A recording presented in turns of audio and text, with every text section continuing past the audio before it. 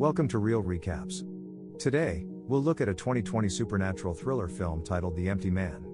At the beginning, Paul and his friends go hiking on a mountain in Bhutan. They stand at the top of a mountain and are amazed by the breathtaking scenery. Paul hears a strange voice that sounds like howling and some musical instrument in the distance. However, nobody can hear it except for Paul.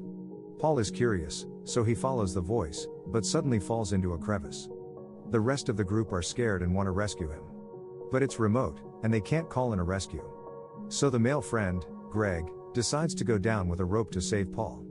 On reaching the bottom, he finds Paul sitting on the ground in a catatonic state. In front of him, there is a strange-looking skeleton that has 8 arms and hands. It doesn't look like a human skeleton. Before Greg can help him up, Paul whispers for him not to touch him, or he will die.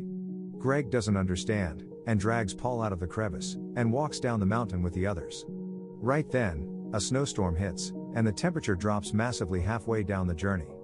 They come to an empty house and have a break, sheltering from the storm. There is no injury on Paul's body, but he seems to have lost consciousness.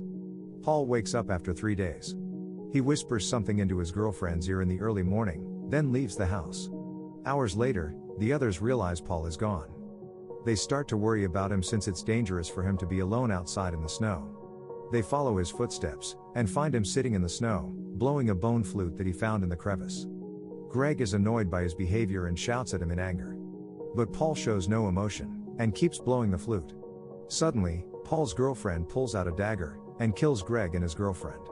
She then throws herself off the cliff, leaving Paul blowing the flute alone in the snow.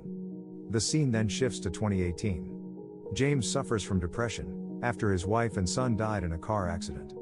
He has to live on pills to ease the pain.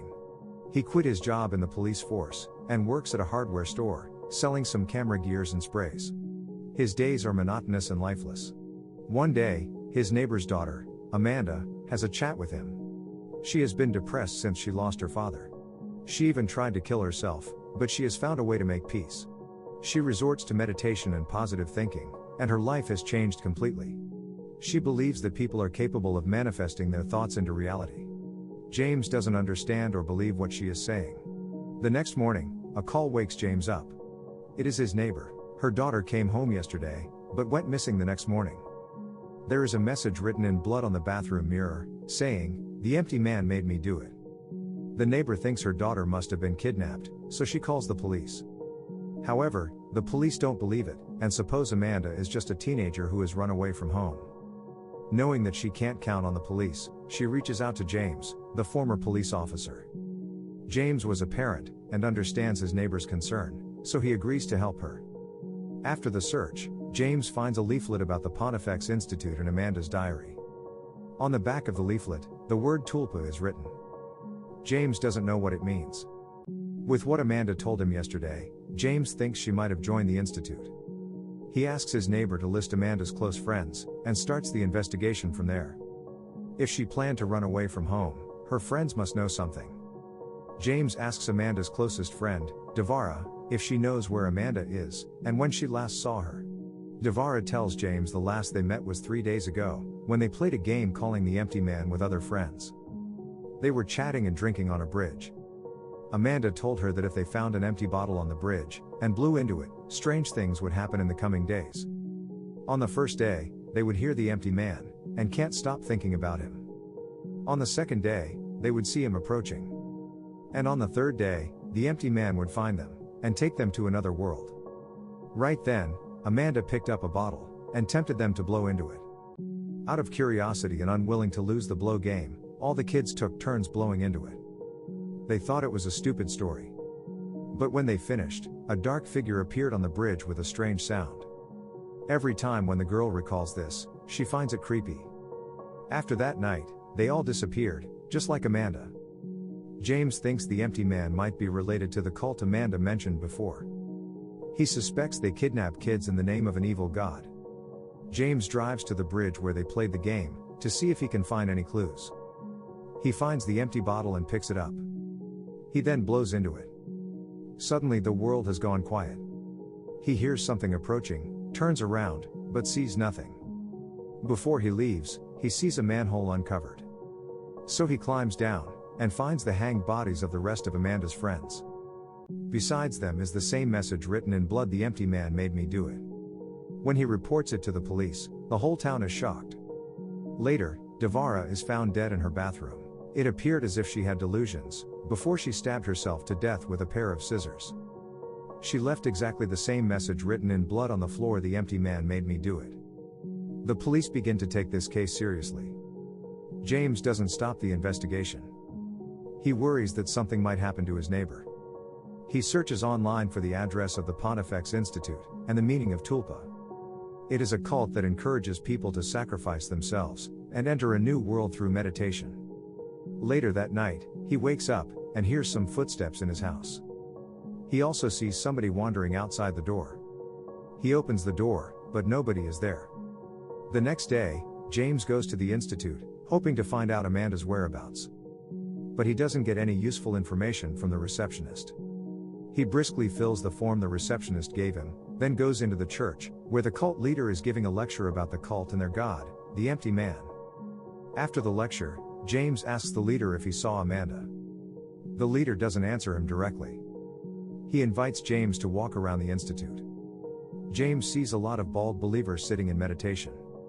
Later, he meets a believer, who tells him that Amanda is still alive, but she is not there. Amanda has been promoted because she has great potential, and she might have been taken to a camp in the woods.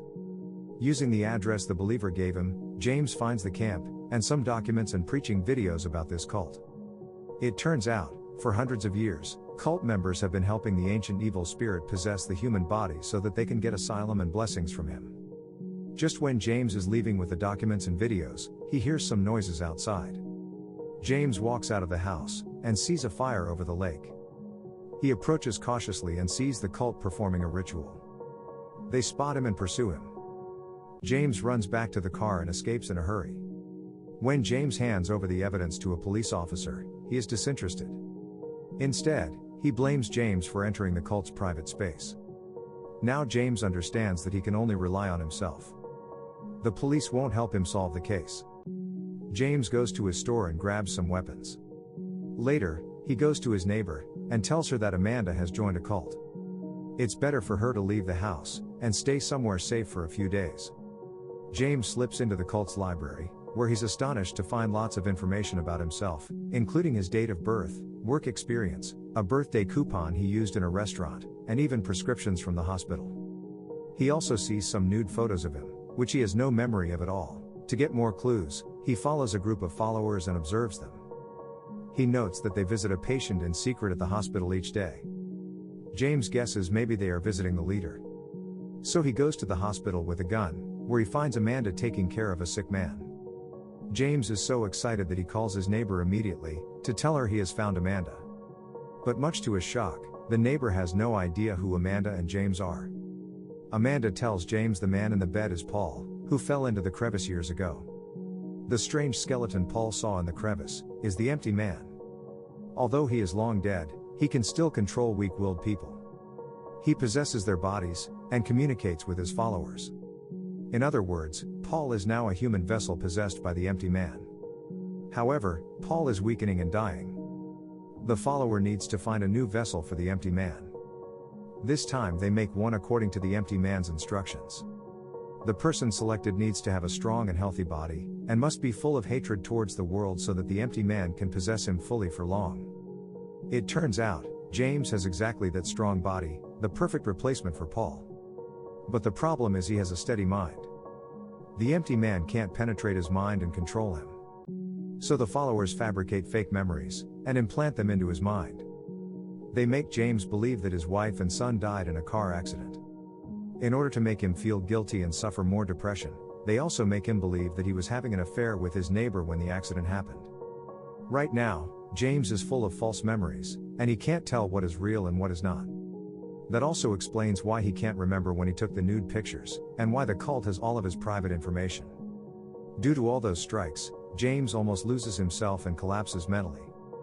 He tries hard to struggle against the demon, but to no avail. The empty man takes the chance to enter his body through his mouth, and possesses him finally. Shortly after, James shows his stolid face, and shoots Paul, ending his life. The followers all bow to James, who is now the new empty man. Subscribe to watch more videos like this, turn on notifications, and leave a like to help the channel out. Thank you for watching.